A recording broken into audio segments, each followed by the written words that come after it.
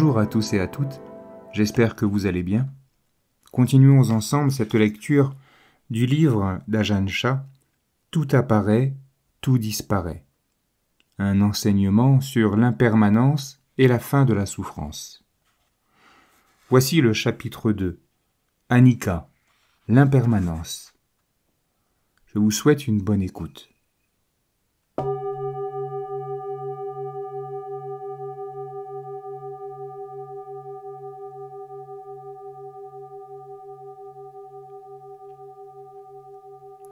Maîtriser l'esprit. Quel que soit l'état d'esprit qui nous habite, heureux ou malheureux, peu importe. Nous devons constamment nous rappeler « ceci est incertain ». L'incertitude est une chose à laquelle les gens ne réfléchissent guère. Pourtant, cette simple réflexion est le facteur essentiel qui fera émerger la sagesse.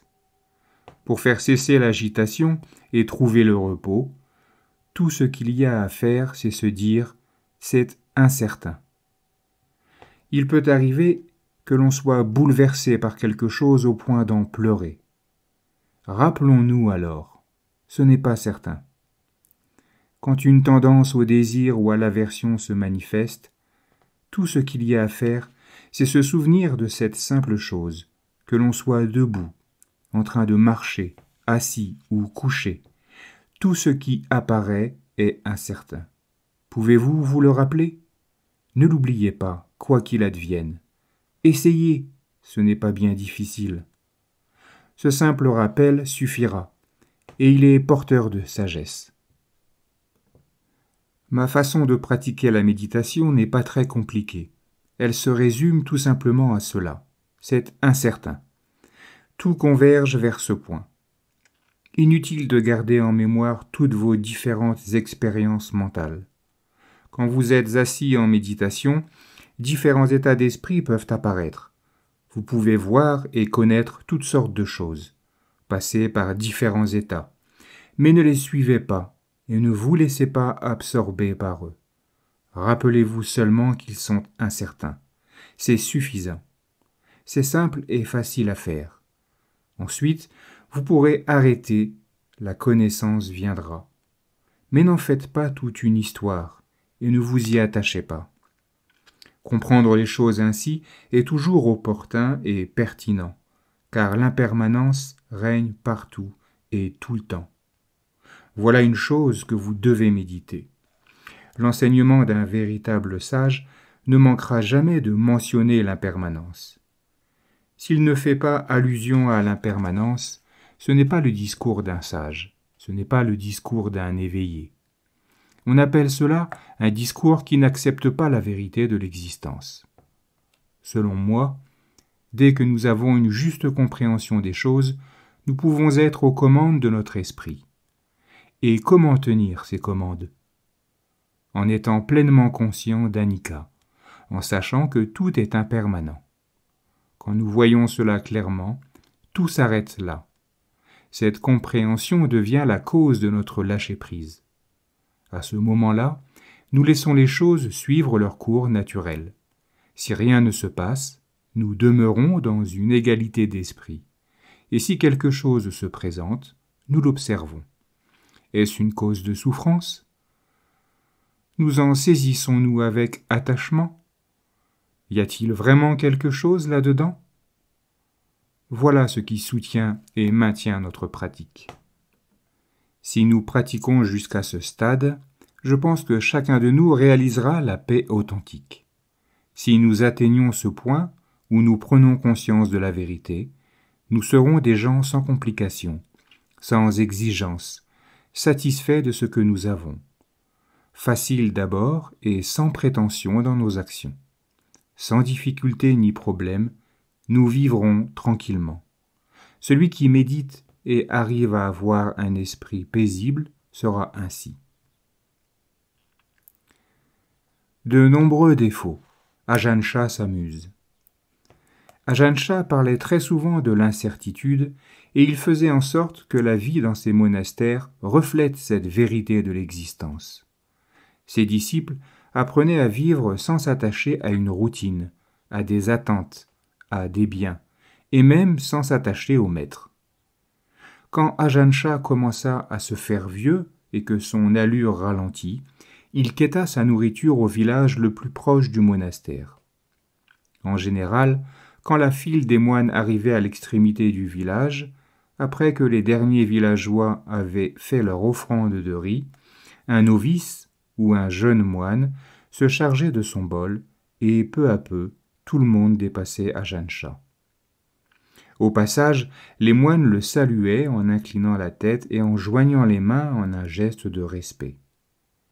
Souvent, il restait en compagnie d'un des moines plus âgés, mais parfois il marchait seul. Il arrivait qu'au moment où un moine le dépassait, il le rappelle, auquel cas le moine ralentissait et marchait un pas derrière lui.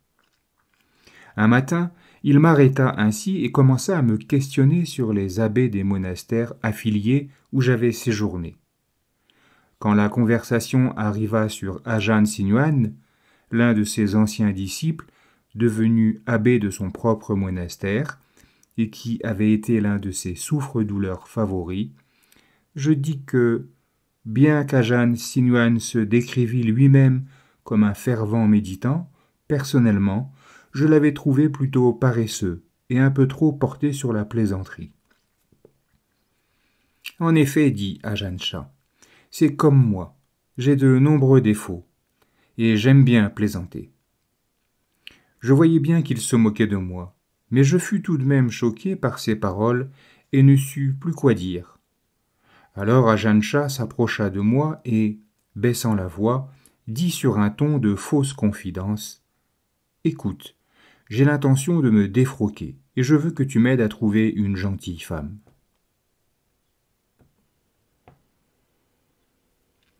Ce n'est pas permanent, ce n'est pas sûr. Nous mettons l'accent sur le Dhamma d'ici et maintenant. C'est à cet instant même, dans le présent, que nous pouvons lâcher les choses et résoudre nos difficultés, parce que l'instant présent contient à la fois la cause et le résultat.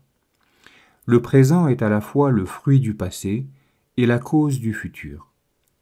Le fait que nous soyons assis ici, en ce moment, est le résultat de ce que nous avons fait dans le passé, et ce que nous faisons maintenant deviendra la cause de ce que nous vivrons dans le futur. C'est pourquoi le Bouddha a enseigné qu'il fallait se défaire du passé et se défaire de l'avenir. Se défaire ne signifie pas qu'il faille rejeter quoi que ce soit, mais que nous demeurions dans ce point unique du présent où le passé et le futur convergent. Dans le mot « se défaire » n'est qu'une façon de parler. Ce que nous voulons, c'est être conscient du présent, ce point où cause et conséquence convergent. Nous regardons le présent et nous voyons un incessant mouvement d'apparition et de disparition, d'apparition et de disparition. J'ai beau toujours répéter la même chose, les gens ne le prennent pas à cœur.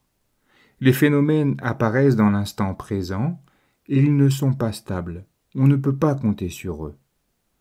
Mais les gens n'approfondissent pas beaucoup ce point.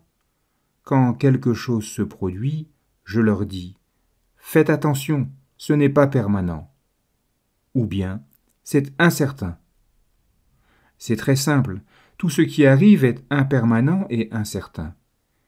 Mais quand on ne voit pas cela, ou quand on ne le comprend pas, on tombe dans la confusion et la détresse. Dans ce qui est impermanent, on voit de la permanence. Dans ce qui est incertain, on voit de la certitude. J'explique tout cela, mais les gens ne l'entendent pas et ils finissent par passer leur vie à courir indéfiniment à la poursuite des choses. En vérité, si vous trouvez la paix, vous vous situerez dans cet espace dont je vous parle, le présent. Quoi qu'il arrive, qu'il s'agisse d'une forme ou d'une autre de bonheur ou de souffrance, vous verrez que c'est incertain. Cette incertitude est elle-même le Bouddha, parce que l'incertitude est le Dhamma, et que le Dhamma est le Bouddha.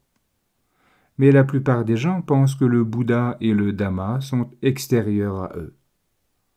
Quand l'esprit commence à réaliser que toute chose, sans exception, est par nature incertaine, les problèmes de saisie et d'attachement commencent à diminuer et à s'effriter.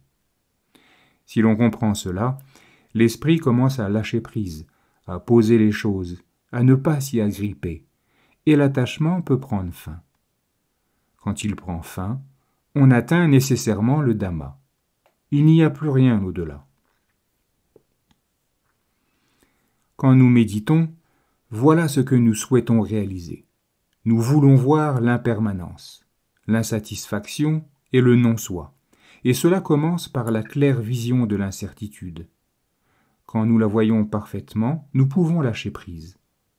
Quand nous ressentons du bonheur, nous voyons que c'est incertain. Quand nous ressentons de la souffrance, nous voyons que c'est incertain.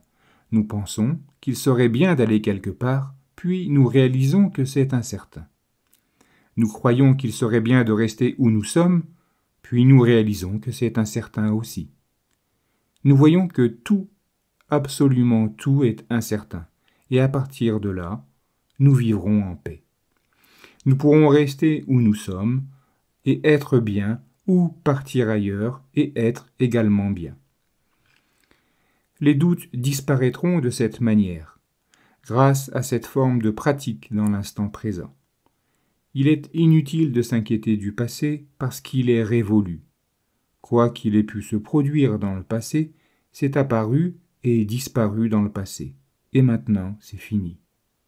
Nous pouvons également abandonner nos soucis par rapport à l'avenir, parce que, quoi qu'il arrive, dans le futur, cela apparaîtra, puis cessera dans le futur. Quand les disciples laïcs viennent faire des offrandes au monastère, ils récitent « Puissions-nous un jour enfin atteindre le Nibbana ?» Quand et où cela se produira, ils ne le savent pas, c'est tellement lointain. Ils ne disent pas « ici et maintenant », mais « un jour » dans le futur. C'est toujours quelque part, un jour, là-bas. Pas ici, seulement là-bas, dans la prochaine vie. Ce sera aussi là-bas.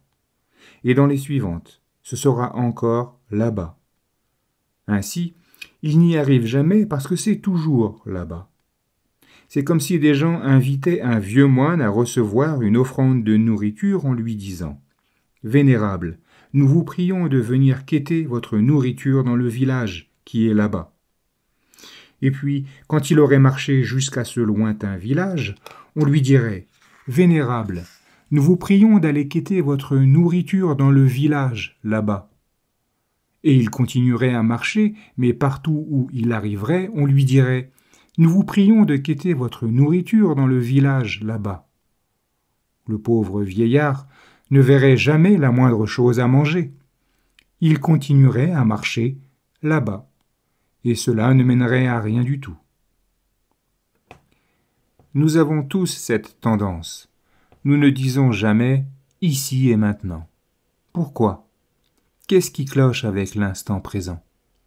C'est parce que nous sommes encore engagés dans les choses du monde. Elles nous procurent encore du plaisir, et nous n'osons pas les abandonner. Nous préférons remettre cela à un jour dans le futur, tout comme celui qui incite le vieux moine à continuer, à avancer, en lui promettant l'offrande d'un repas. Je vous en prie, vénérable, allez là-bas faire votre quête. Alors il avance à la recherche de ce lieu, là-bas, où il pourra trouver de la nourriture pour se sustancer.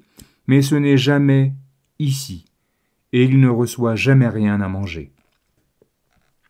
Parlons donc d'ici et maintenant, parlons au présent. Nous pouvons vraiment pratiquer au présent.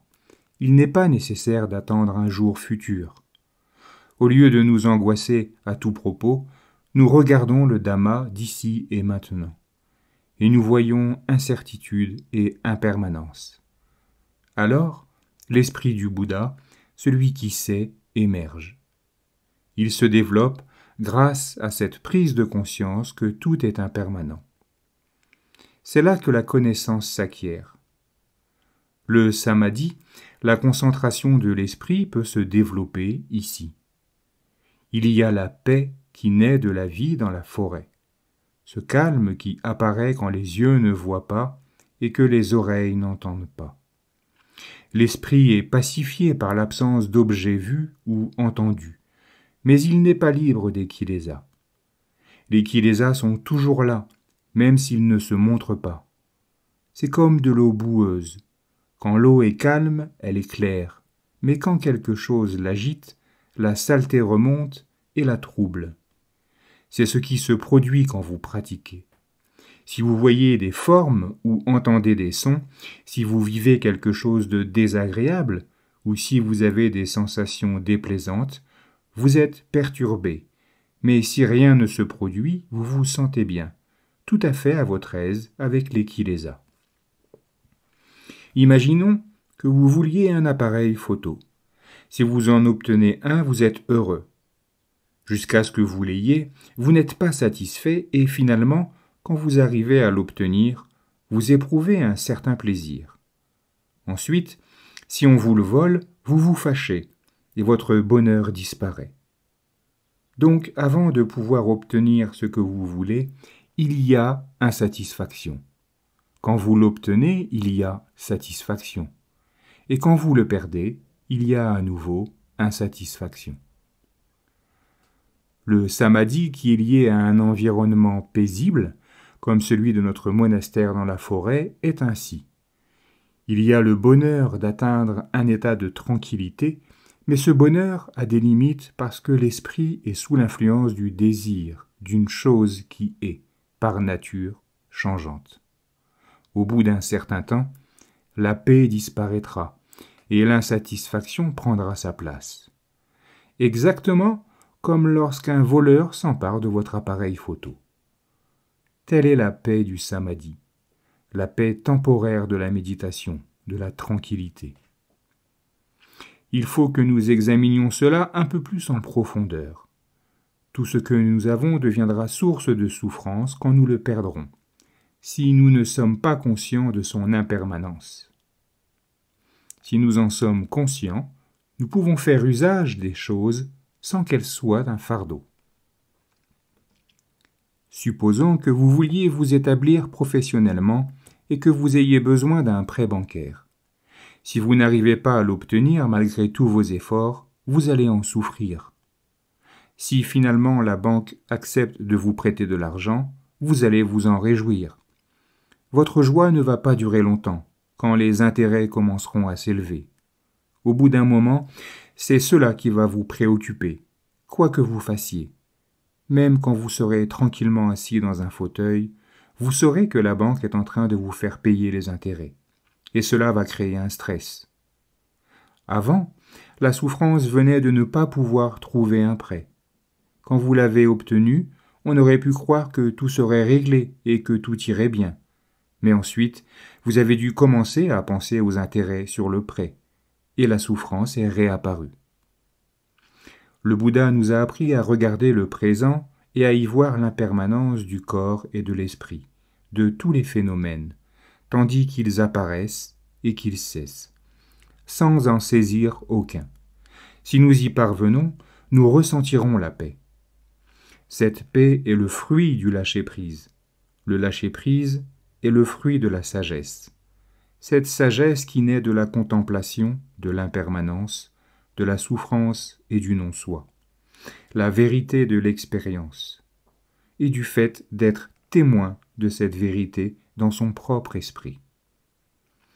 En pratiquant ainsi, nous voyons clairement à l'intérieur de notre propre esprit, à tout moment. Les phénomènes se manifestent et puis cessent. Ensuite, il y a une nouvelle manifestation, et cette manifestation est suivie d'une cessation. Si nous développons de l'attachement pour ce qui se manifeste, la souffrance surgira à ce point précis. S'il n'y a pas de saisie, la souffrance ne se manifestera pas. Nous voyons cela dans notre propre esprit. Quand nous méditons ainsi, nous pouvons acquérir une véritable certitude à propos du Dhamma et atteindre le point où tout ce que nous avons à faire est de regarder notre esprit à l'instant présent. Nous lâchons le passé et le futur. Nous regardons dans le présent. Là, nous voyons se manifester les trois caractéristiques de l'existence. l'impermanence, la souffrance et le non-soi. Continuellement et en tout.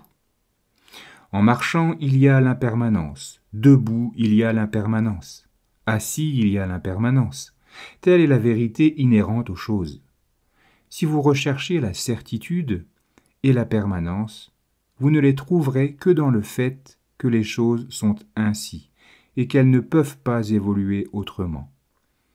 Quand votre vision des choses aura mûri ainsi, vous serez en paix. Vous croyez peut-être que c'est en allant méditer tout seul en haut d'une montagne que vous trouverez la paix. Vous serez peut-être en paix pendant quelque temps, mais bientôt l'austérité de cette vie de solitude vous rattrapera, et vous commencerez à ressentir la faim et l'épuisement physique. Alors, vous descendrez de la montagne et vous irez en ville où vous trouverez toutes sortes de bonnes choses à manger et tout le confort. Mais ensuite, vous vous direz que tout cela perturbe votre pratique et que vous feriez bien de vous éloigner du monde. En vérité, celui qui souffre de la vie solitaire manque de sagesse, et celui qui souffre de vivre avec les autres manque tout autant de sagesse. C'est comme la fiente de poulet.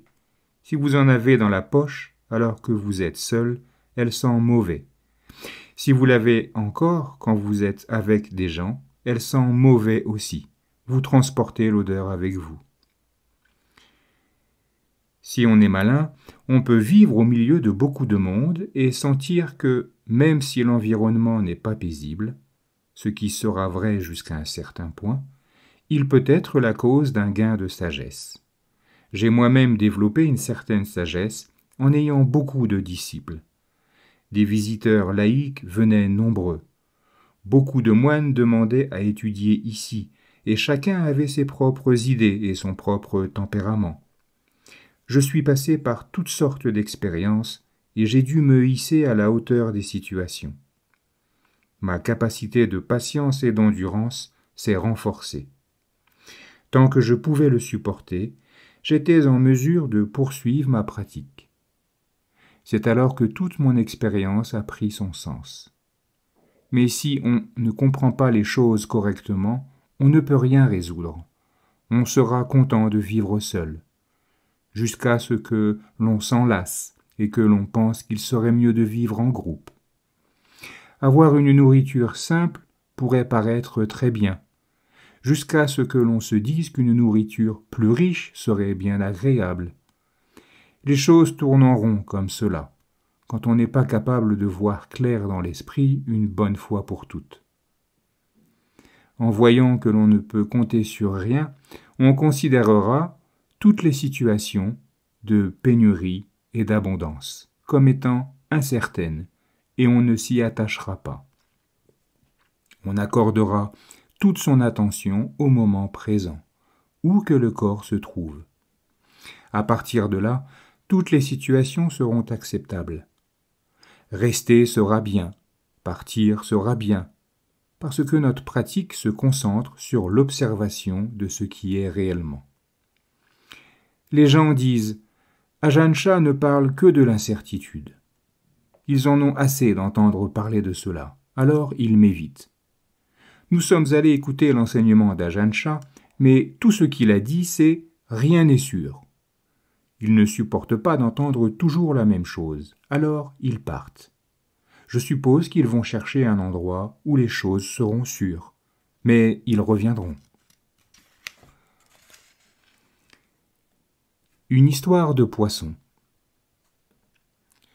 Après mon ordination dans la voie du Bouddha, j'ai commencé à pratiquer, à étudier et puis à pratiquer. Et la foi est apparue. Je pensais à la vie que menaient les êtres dans le monde, et cela me semblait affreusement triste et pitoyable. Qu'y avait-il de si pitoyable ? Je voyais que tous les gens riches allaient un jour mourir et devoir laisser derrière eux leur grande maison, tandis que leurs enfants et petits-enfants se disputeraient l'héritage. Quand je voyais de telles choses se produire, cela me touchait. Du coup, j'avais autant pitié des riches que des pauvres, des sages que des insouciants. Toute personne vivant dans ce monde était dans le même bateau. réfléchir à notre condition de mortel, à la condition du monde et à l'existence des êtres vivants apporte un sentiment de détachement et de recul. Le Dhamma fut la cause de ces sentiments qui emplirent mon cœur et m'éveillèrent. Dans toutes les situations, j'étais attentif et vigilant, ce qui signifie que je commençais à avoir une certaine connaissance du Dhamma. Mon esprit s'illuminait et je comprenais beaucoup de choses. Je fis l'expérience de la félicité, d'une réelle satisfaction et d'une heureuse appréciation de mon mode de vie. Disons simplement que je me sentais différent des autres. J'étais un homme adulte normal, mais je pouvais mener la vie simple d'un moine dans la forêt sans éprouver le moindre regret, sans me sentir privé de rien. Quand je voyais des gens pris par leurs engagements dans le monde, je me disais que c'était vraiment regrettable. J'en vins à ressentir une foi et une confiance réelle dans la voie de pratique que j'avais choisie. Et cette foi m'a soutenu jusqu'à maintenant. De nos jours, en de nombreux endroits, la voie du Bouddha, c'est-à-dire cet enseignement authentique et direct qui apprend aux gens à être honnêtes et droits et à faire preuve de bonté les uns envers les autres, semble avoir été perdue et supplantée par le désordre et la détresse. Partout, les gens font d'énormes efforts dans leur vie, et pourtant ils ne font que s'attirer des souffrances et des difficultés. Le Bouddha nous apprend à développer le bien envers soi-même et envers les autres dans cette vie, de même que ce bien ultime qu'est le bien-être spirituel. Nous devons le faire maintenant, dans le présent. Nous devons rechercher la connaissance qui nous aidera à y parvenir, de façon à bien vivre notre vie, en faisant bon usage de nos ressources, en travaillant avec diligence pour gagner notre vie de manière juste, en pensant à la vie méditative, au fait que nous avons choisi cette façon de vivre et de pratiquer dans la paix et la simplicité, et en développant une attitude constante de détachement par rapport à ce qui ne tourne pas rond dans le monde. Notre pratique progressera. En pensant constamment aux objets de notre pratique, la béatitude naîtra. La joie nous donne le frisson quand nous considérons la façon dont nous vivons et que nous comparons notre ancienne vie à celle que nous menons maintenant. Il y a longtemps, au tout début de Wat Pat Pong, quand j'étais jeune moine, j'ai enseigné le Dhamma à un homme d'un certain âge, un laïc qui soutenait le monastère. Il venait méditer et respecter les 8 préceptes, les jours d'observance, à chaque quart de lune. Et pourtant, il continuait à aller à la pêche. J'essayais de lui donner davantage d'enseignements, mais sans grand résultat. Il disait qu'il ne tuait pas les poissons, que c'étaient eux qui venaient mordre à son hameçon. Toutefois, je persistais jusqu'à ce qu'il finisse par ressentir un certain remords en pêchant. Il avait honte de pêcher, mais cela ne l'empêchait pas de continuer à le faire. Ensuite, son raisonnement changea.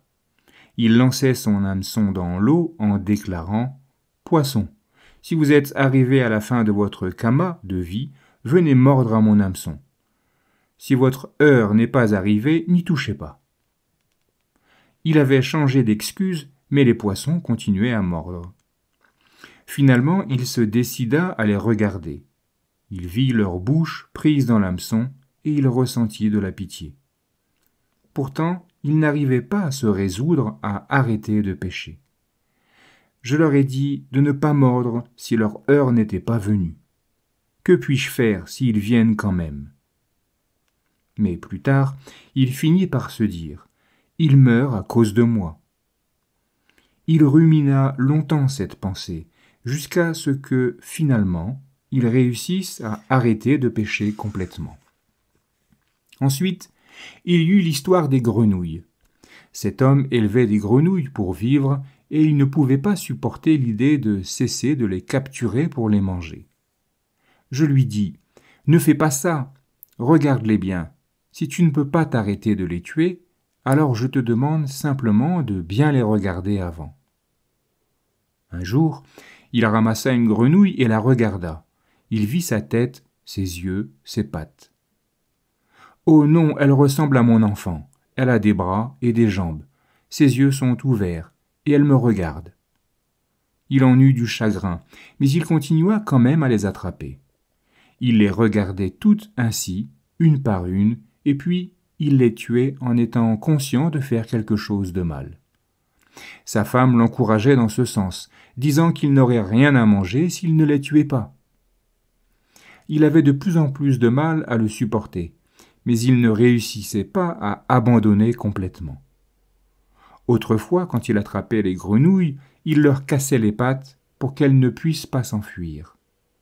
Maintenant, il les attrapait, mais ne leur cassait plus les pattes. Je ne fais que m'occuper d'elles, je les nourris et je les élève. Après, si quelqu'un d'autre leur fait du mal, je ne veux pas le savoir. Mais bien entendu, il ne pouvait pas ignorer que les autres les tuaient pour les manger. Peu à peu, il accepta de regarder les choses en face, mais il les résumait ainsi. J'ai déjà réduit mon mauvais karma de moitié, puisque c'est quelqu'un d'autre qui se charge de les tuer. Cette histoire commençait à le rendre fou, bien qu'il lui soit encore impossible de lâcher. Il élevait les grenouilles chez lui et ne leur cassait plus les pattes, mais sa femme le faisait à sa place. Il finit par se dire « C'est ma faute. Même si je ne le fais pas, elle le fait à cause de moi. » Et puis un jour, il finit par renoncer complètement. À ce moment-là, sa femme se lamenta. « Qu'allons-nous faire ? Qu'allons-nous manger ?» Il se sentait vraiment piégé.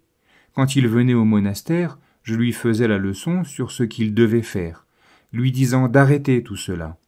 Et quand il rentrait chez lui, sa femme, à son tour, lui faisait la leçon sur ce qu'il devait faire, le poussant à continuer. « Que faire ? Que de souffrance !» se disait-il. « Nés dans ce monde, nous devons souffrir ainsi. » Finalement, sa femme dut, elle aussi, lâcher prise, et ils cessèrent tous deux de tuer des grenouilles. Il se mit à travailler dans son champ, et il s'occupa de son buffle. Puis il prit l'habitude de libérer les poissons et les grenouilles. Quand il voyait des poissons pris dans un filet, il les libérait. Un jour qu'il travaillait au champ, il entra chez un voisin pour demander à boire un peu d'eau. Il n'y avait personne, mais il entendit des petits coups saccadés. Intrigué, il finit par découvrir de quoi il s'agissait. Des grenouilles emprisonnées dans un bocal essayaient de s'échapper. Il regarda autour de lui pour voir si personne n'arrivait, et il les libéra. Plus tard, la femme du voisin arriva pour préparer le dîner. Elle ouvrit le couvercle du bocal et vit que les grenouilles avaient disparu. Elle devina ce qui s'était passé. C'est ce type au cœur de mérite. Ayant réussi à rattraper une grenouille, elle en fit une sauce au piment et invita ses voisins à manger. Quand ils s'assirent tous ensemble pour dîner, le vieil homme s'apprêta à tremper sa boule de riz dans le chili, quand elle attrapa son poignet et dit « Hé, cœur de mérite, tu ne devrais pas en manger, c'est de la sauce à la grenouille. » C'en était trop pour lui. Que de peine à endurer du simple fait d'être vivant et d'essayer de se nourrir. Il y pensait et y repensait, et ne voyait pas comment s'en sortir. Il était déjà âgé, alors il décida de se faire ordonner moine. Il se fit ordonner dans le monastère le plus proche de chez lui, et après la cérémonie, il demanda conseil à son précepteur. Celui-ci répondit « Si tu es vraiment sérieux dans ton engagement, tu devrais pratiquer la méditation. Suis un maître de méditation, ne reste pas près du village. » Il comprit et décida de suivre ce conseil. Il passa la nuit au temple et, le lendemain matin, prit congé en demandant où il pourrait trouver Ajahn Tongrat, l'un des célèbres maîtres de méditation de cette époque. Il enfila la courroie de son bol à aumône sur l'épaule et partit. Moine de fraîche date, qui ne savait même pas encore enfiler ses robes correctement. Pourtant, il réussit à trouver Ajahn Tongrat et lui dit « Vénérable maître, je n'ai aucun autre but dans la vie. Je veux vous offrir mon corps et ma vie. Ajahn Tongrat répliqua « Très bien, beaucoup de mérite. Tu as failli me manquer, j'étais sur le point de quitter ce lieu. Alors, fais tes prosternations et assieds-toi là-bas. » Le nouveau moine demanda « Maintenant que je suis ordonné moine, que dois-je faire ?» Ajahn Tongrat montra du doigt une vieille souche d'arbre près de laquelle ils étaient assis, et dit « Rends-toi comme cette souche d'arbre, ne fais rien d'autre, simplement rends-toi comme cette souche. » C'est ainsi qu'il lui apprit à méditer. Ajahn Tongrat partit alors comme prévu, et le moine resta là à méditer sur ces paroles.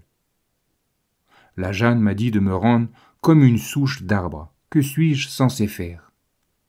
Il passa tout son temps à y réfléchir, que ce soit en marchant, ou assis, debout, ou quand il s'allongeait pour dormir.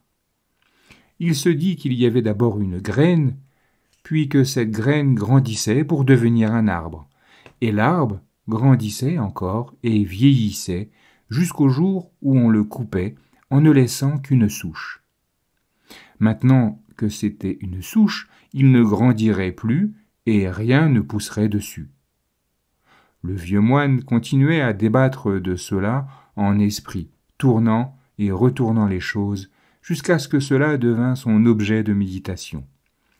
Il élargit le sujet pour l'appliquer à toutes les choses de ce monde. Et puis, il fut en mesure de le tourner vers l'intérieur et de l'appliquer à lui-même. Après un certain temps, je vais probablement devenir comme cette souche, une chose inutile. Cette prise de conscience lui donna la détermination de ne pas se défroquer. Quand l'esprit est aussi déterminé que cela, rien ne peut l'arrêter. Nous partageons tous cette condition. Je vous demande d'y réfléchir et d'essayer de l'appliquer à votre pratique. La vie d'un être humain est pleine de difficultés, et il ne s'agit pas seulement des épreuves que nous avons connues jusqu'ici, il y en a encore en réserve dans l'avenir. Les jeunes gens vont devenir adultes, les adultes vont vieillir, les vieillards vont tomber malades, et les malades vont mourir. Le cycle continue ainsi. C'est une transformation incessante qui n'en finit jamais. C'est pourquoi le Bouddha nous a appris à méditer. En méditation, nous devons commencer par pratiquer le samadhi, c'est-à-dire calmer et apaiser l'esprit. C'est comme de l'eau dans une bassine. Si on continue à mettre des choses dedans et à la remuer, elle sera toujours trouble. Si on permet toujours à l'esprit de penser et de s'inquiéter à tout propos, on ne voit jamais les choses clairement. Par contre, si on ne remue plus l'eau de la bassine et qu'elle s'immobilise, on pourra voir toutes sortes de choses se refléter dedans. De même, quand l'esprit est posé et immobile, la sagesse pourra voir la réalité des choses. Le faisceau illuminant de la sagesse surpasse toutes les autres lumières. Un méditant perplexe rencontre le Bouddha. À l'époque du Bouddha, il y avait un vieux moine qui méditait très sérieusement. Il voulait aller au fond des choses, et, pour cette raison, il partit pratiquer la concentration dans la solitude. Parfois, sa méditation était paisible, et parfois non. Il n'arrivait pas à la stabiliser. Parfois, il était paresseux, et d'autres fois plein de zèle. Il finit par avoir des doutes, et se dit qu'il avait besoin d'en apprendre davantage sur la voie de la pratique. Il entendait parler de différents maîtres de méditation. Tel maître est vraiment très fort, sa pratique et son enseignement sont excellents, sa réputation ne cesse de grandir.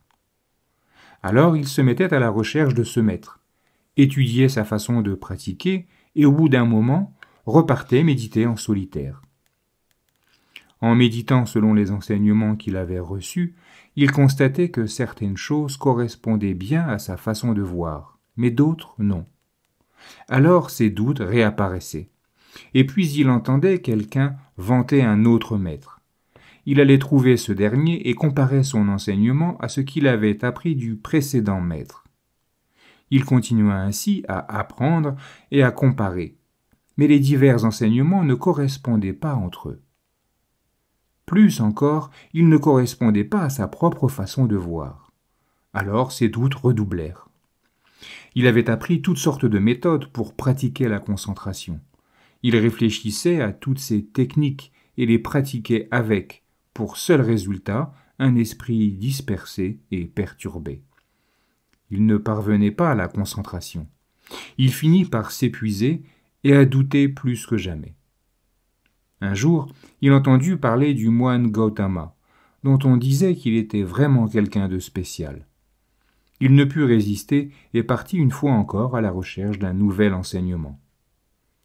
Arrivé sur le lieu où résidait le Bouddha, à ce moment-là, il alla écouter l'enseignement du Dhamma.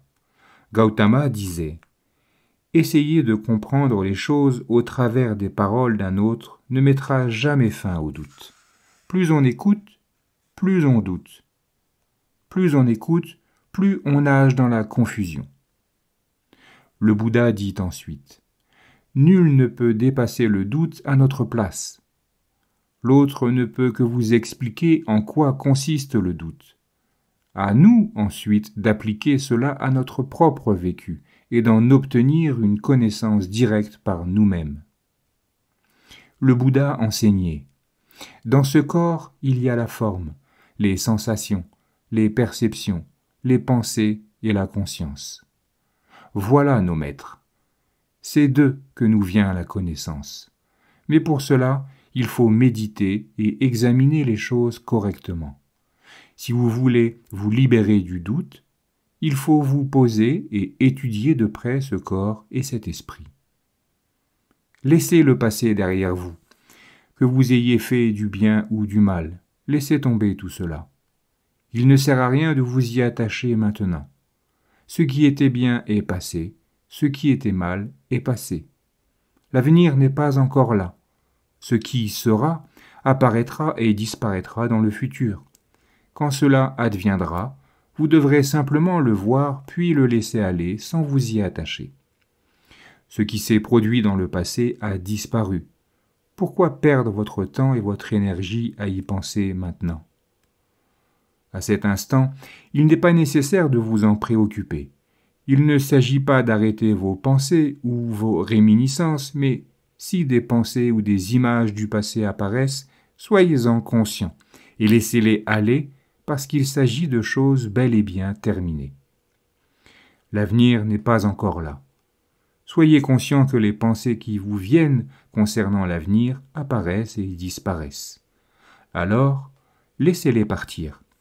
Les pensées relatives au passé sont impermanentes. L'avenir est incertain. Sachant cela, lâchez tout.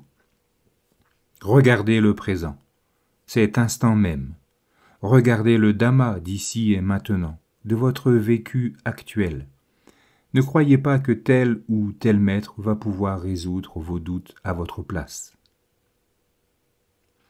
Le Bouddha ne faisait pas l'éloge de ceux qui se bornent à croire ce qu'on leur dit, de ceux qui se fient aux paroles des autres et se laissent enthousiasmer ou déprimer par elles. Une fois comprises, ces paroles doivent être abandonnées car elles appartiennent à un autre et on ne doit pas s'y attacher. Même si elles sont vraies, elles le sont pour celui qui les a prononcées.